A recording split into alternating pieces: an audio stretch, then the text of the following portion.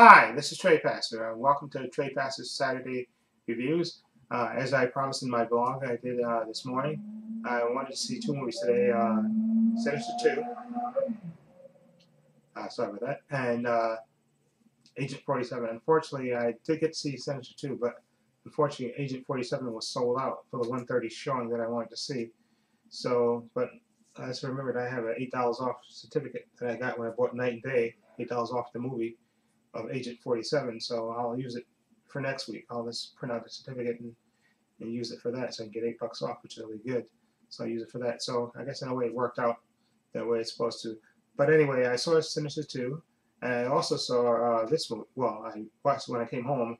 I watched this movie, The Great Mouse Detective, and I again bought this movie because of I heard Ian Forkball, aka Forkball, always talking about how he loved this. This is one of his favorite Disney animated movie, so I bought it I think 2 weeks ago, and I got to watch it today. So I'm going to talk about Sinister 2 first, and then I'll talk about The Great Mouse Detective. Okay, Sinister 2, here's the movie tickets down. I don't know if you can see that. Yeah, Sinister 2. Anyway, this is a story about the character Bagul that basically gets the kids to do his bidding and gets the kids to kill their families, and that's how he survived. How he gets these kids to basically kill their families in films, and that's how I think that's how he gets his strength. Anyway, this movie picks up following the events of the first film, but this time it's with a different family with a young mother and her two twin boys who were basically on the run from her ex-husband. I don't know if it's being separated husband. Anyway, she's on the run because her husband was abusive, so she took her kids and she ran, and and they run into this rural farmhouse that's also been the site of previous murders. Okay, and then you have the the deputy from the first movie that was giving information to Ethan Hawke's character in the first movie. He's in this movie now. He's an ex-deputy, of course, and he's studying about this Bagul character and of course being tormented, not tormented, being haunted by the events of the first movie. So, and he's really become obsessed with it, and to the point where he's trying to burn down any other place that the Bagul has been, so anybody else can't really, so any other family won't be victim of this character. And he comes upon this house, which is the site of previous killings with the Bagul, and he's trying to prevent. He gets information from the real estate agent, and he goes to the house thinking it's empty, but of course this young mother that's on the run with her two kids is there, and he gets to know the family, and he basically tells her his story about how he's investigating this stuff, and at the same time, like if you've seen the trailer, you see one of the young boys, Dylan, is being visited by the ghosts of the previous kids that have been killed, and they're basically showing him how they killed their families, and that's how the Bagul gets his strength, and basically, like you see, they want Dylan for him to do the same to his family, and basically this movie is about the sheriff or ex-deputy trying to prevent another tragedy from happening. And this movie got lousy reviews in the paper, but again, like I said, I don't care about critics' reviews. I went to see this myself because I really liked the first movie, and I like this movie actually.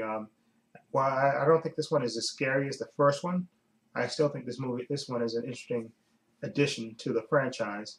Okay, and like I said, I thought the young kid actors were really good, especially the one that plays Dylan, and their brothers, I think in real life, because they got the same last name, twin brothers.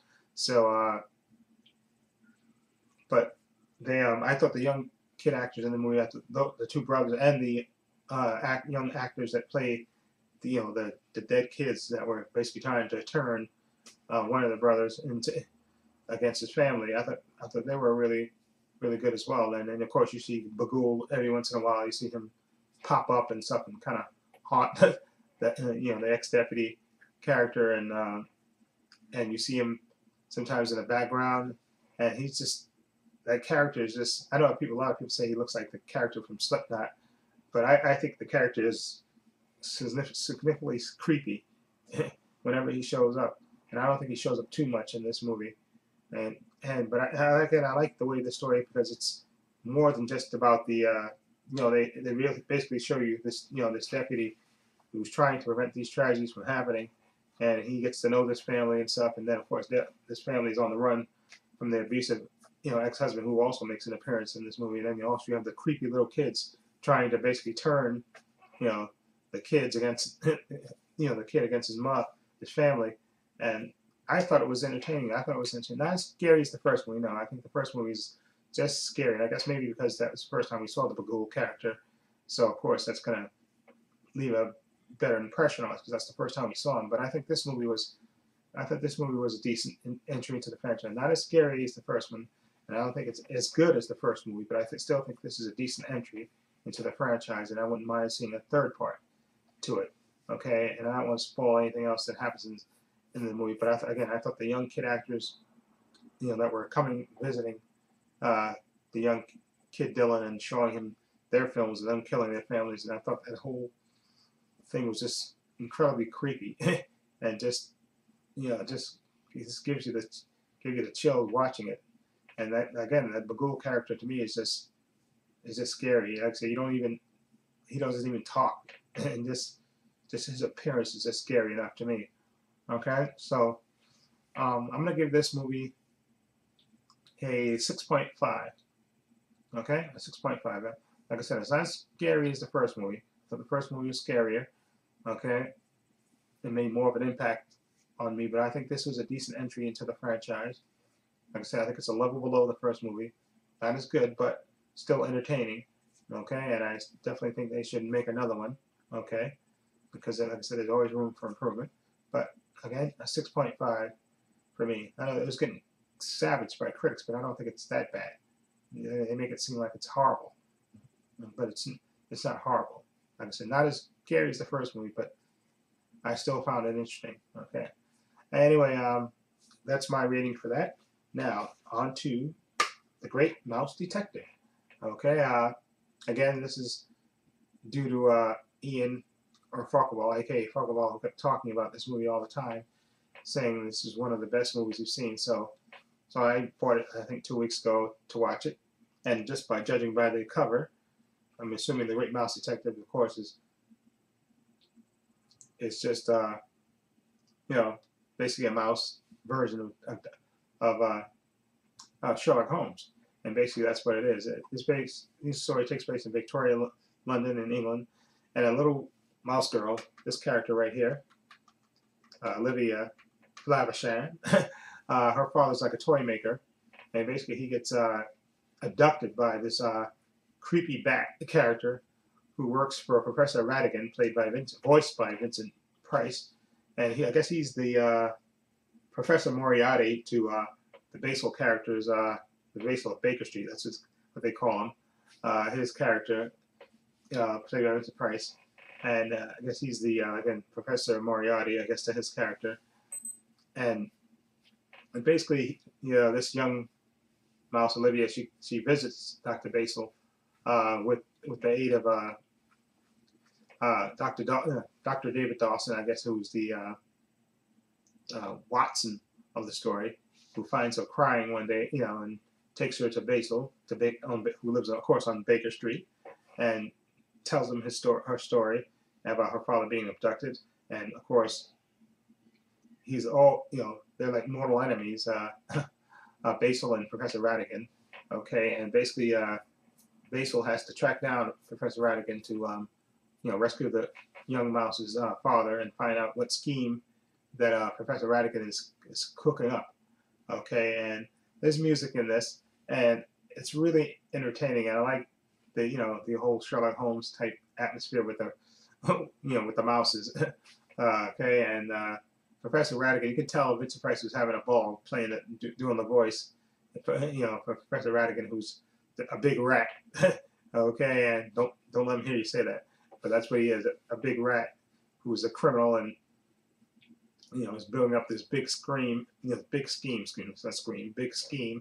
and also at the same time, he's going to try to take down Basil of Baker Street. And of course, Basil of Baker Street has been wanting to nail Professor Ratigan. You know, he's like his mortal enemy in this movie.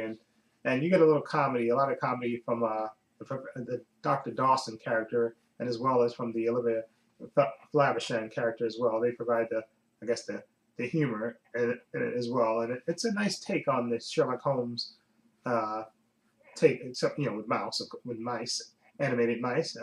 But it's really, I found it entertaining and fun. And like I said, the songs were good as well. Like I said, there had a few songs in it as well. And I didn't realize, you know, we're seeing the credits, that this was based on a book, actually. And like I said, I'm surprised they never made a sequel to it, because I thought this was a decent tale. And I thought the animation was good, and the voice work was great. And it was a good story. Great story, again, in the tradition of Sherlock Holmes, except with mice, animated mice. Anyway, I found it entertaining, and I'm going to give The Great Mouse Detective, I'm going to give it a 7 out of 10. Okay, I thought it was entertaining. Again, I thought Vincent Price was great as Professor Ratigan doing the voice. You can tell he was just having fun, you know, doing that voice.